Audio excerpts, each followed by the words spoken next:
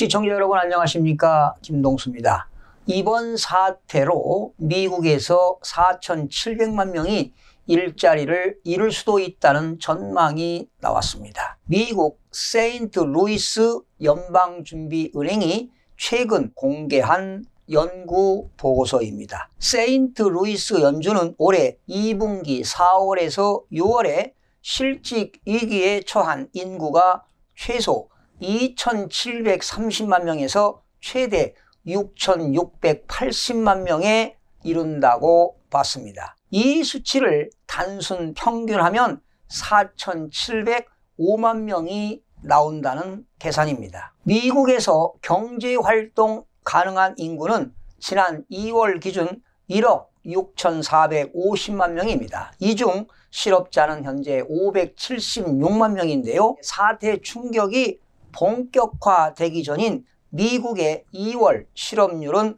완전 고용 수준인 3.5%를 기록했습니다. 이는 1969년 이후 50년 만의 최저 수준입니다. 만일 계산이 현실이 된다면 실업률은 32.1%로 치솟게 됩니다. 미국 경제활동 인구 3명 중 1명은 실업자가 된다는 얘기입니다. 세계 대공황이 절정으로 치닫던 1929년부터 1932년 미국의 평균 실업률은 약 25%를 뛰어넘는 숫자입니다. 미국의 실업 쓰나미 파고가 더 거세졌습니다. 이번 사태가 50년 만에 최저 실업률을 자랑하던 미국 고용시장에 본격적인 충격을 가하기 시작한 것으로 시간이 갈수록 충격의 강도는 더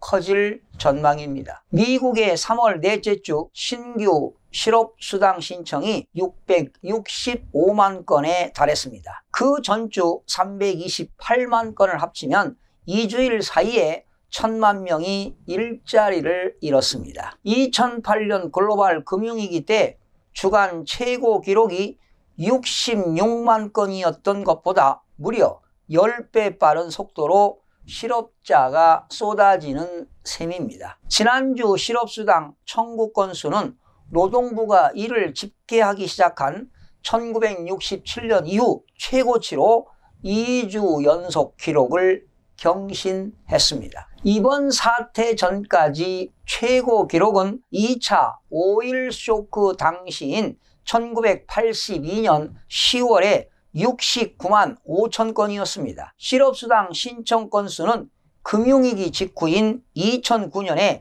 65만 건까지 늘어난 바 있습니다. 지난주 신규 실업수당 청구 건수는 금융위기 당시보다 10배가량 많은 수준입니다. 기업들은 이번 사태에 따른 수요 감소나 주 정부 등의 방침에 따라 공장 가동 중단 등 대규모 셧다운에 나서는 한편 비용 절감과 생존을 위해 직원들에 대한 대규모 일시 해고나 무급 휴직을 단행하고 있습니다. 특히 미국인의 약 90%가 사태 확산 차단을 위해 외출이 억제되는 자택 대피 상태에 있습니다. 블룸버그 통신은 각 주가 헬스케어와 공장, 소매업, 건설 분야 등에서 충격을 보고하고 있다면서 이는 사태가 호텔이나 식당 등을 넘어서 광범위한 충격을 주고 있다는 것을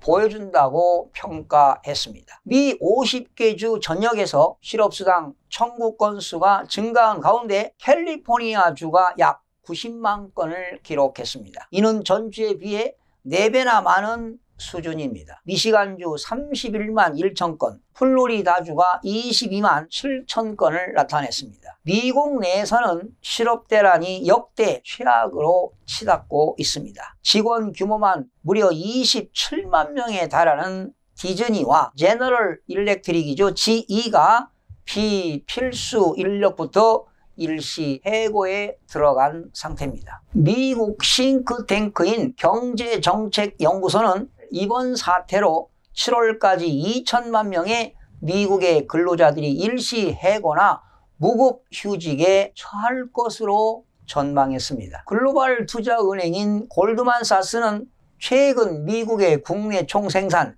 GDP의 1분기가 9%, 2분기는 34%가 각각 감소할 것으로 예상하는 한편 실업률도 15%까지 치솟을 것이라고 전망했습니다. 이렇게 공장이 폐쇄되고 상점이 문을 닫는 셧다운 조치가 본격화하면서 실업난이 다가오고 있다는 뜻입니다. 미국에서는요, 매월 1일이 되면은 막대한 돈들이 움직입니다. 바로 세입자들이 집주인들에게 일제히 보내는 렌트비입니다. 임대료와 그리고 주택을 융자받아서 구매한 사람들이 금융기관에 보내는 주택담보, 모기지, 바로 대출금 등입니다. 문제는 그달 벌어서 다음 달 돈을 내야 하는 사람들의 경우는 이번 사태 이후 직업을 잃고 돈을 낼 여력이 없어졌다는 점입니다. 이번 사태 이후 미국 전역에서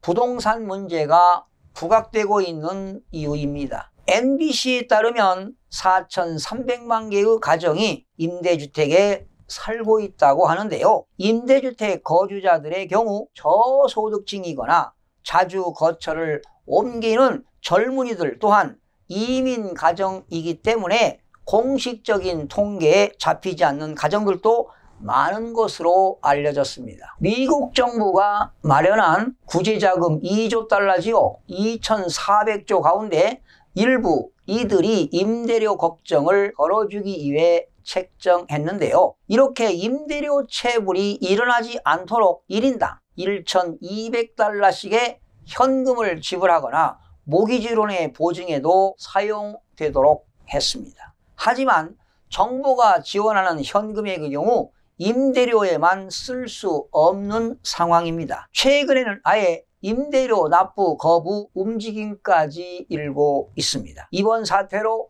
직장도 잃고 집에서 쫓겨날 위기에 처한 전국의 4,300만 세입자들이 조직화에 나선 것입니다. 샌프란시스코의 경우는 침실 1개짜리 평균 임대료가 3,479달러에 이를 정도로 살인적인 주거비로 악명 높은 곳입니다. 이번 사태로 미국을 비롯한 세계 부동산 시장이 흔들리고 있습니다. 미국 중앙은행인 연방준비제도가 기준금리를 연 0%에서 0.25%를 사실상 제로 수준으로 낮췄지만 부동산 시장에 열기는 차갑게 식었습니다. 매달 이자나 임대료를 내는 사람들이 실직 위기에 처해 있기 때문입니다. 미국 텍사스에서 주택담보대출 등을 취급하는 업체인 칼리버 홈론스 최고 경영자는 CNBC 방송과 인터뷰에서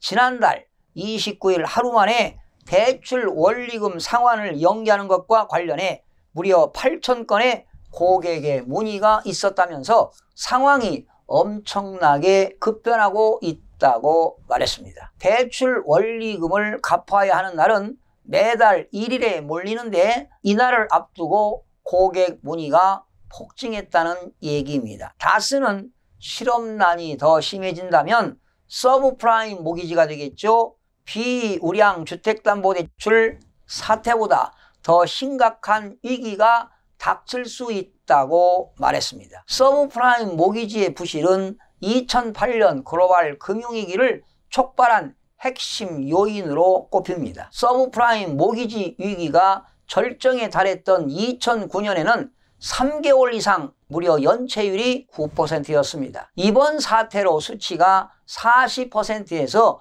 50%까지 치솟을 수 있다고 주장했습니다. 그렇다면 2008년 글로벌 금융위기보다 더 큰 위기가 올 수 있다는 예견입니다. 경제 전반의 셧다운은 장기화되는 분위기입니다. 사태 이전에는 문제가 없던 가구도 수입이 끊기자 당장 대출 이자나 임대료를 내지 못할 처지가 되고 있습니다. 자, 결론을 한번 내려보겠습니다. 이렇게 미국 경제 전반에 셧다운이 이루어진다면 당연히 생산과 투자와 소비가 부진될 것입니다. 그렇다면 당연히 실물 경제는 침몰할 수밖에 없습니다. 이렇게 실물 경제가 침몰하게 되면 당연히 부동산 가격도 하락할 수밖에 없습니다. 또한 이렇게 실직으로 인해서 많은 근로자들이 소득이 감소되게 되면은 대출 원리금 상환도 지연되게 됩니다. 또한 세입자와 건물주 간에 이렇게 충돌이 확산된다면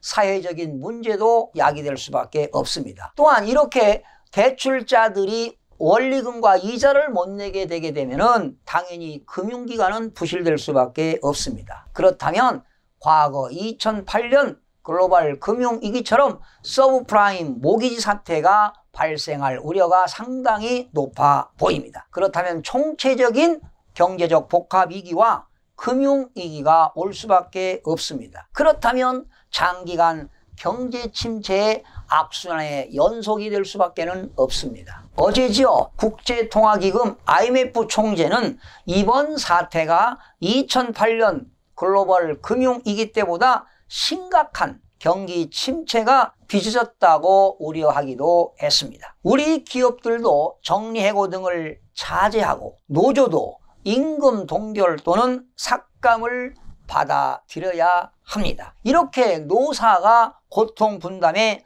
정신을 발휘해야만이 1997년 외환위기 당시 실업 대란의 악몽을 피할 수가 있습니다. 또한 지난 2008년 글로벌 금융위기로 힘든 시절을 겪었던 트라우마가 있습니다. 대외 의존도가 높은 우리나라는 이런 미국 경제 상황을 보면서 마음의 준비를 단단히 먹고 위기 극복을 잘 헤쳐나가야 할 것입니다. 시청해 주신 여러분 대단히 고맙습니다. 최선을 다하겠습니다. 내일 아침에 뵙겠습니다.